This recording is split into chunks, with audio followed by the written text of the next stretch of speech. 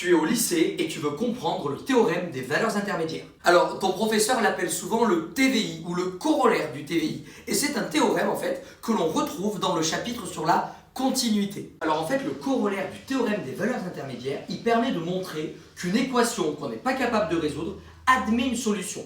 On a l'existence de la solution, mais on ne sait pas la gueule qu'elle a la solution, on ne sait pas ce qu'elle vaut.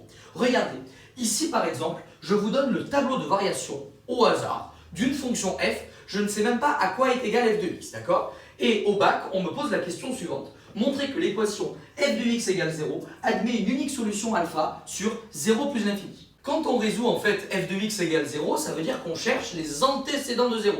C'est-à-dire que je cherche un nombre, ici, dont l'image vaut 0. Bon alors, rien qu'avec le tableau de variation, étant donné que je vois que les images vont de moins 3 à plus l'infini, si 0 se situe bien entre moins 3 et plus l'infini, ça veut dire qu'ici, il existe bien un nombre alpha tel que son image vaut 0.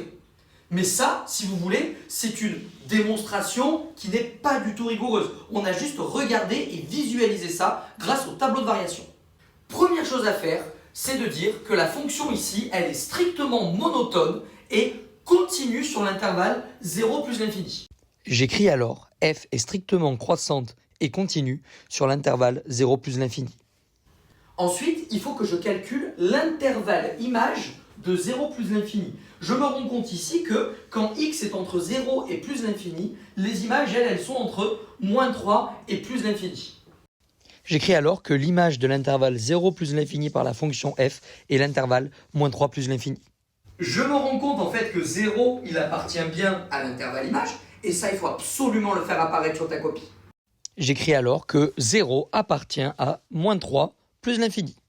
Et là, je n'ai plus qu'à citer le corollaire du théorème des valeurs intermédiaires pour conclure à la question.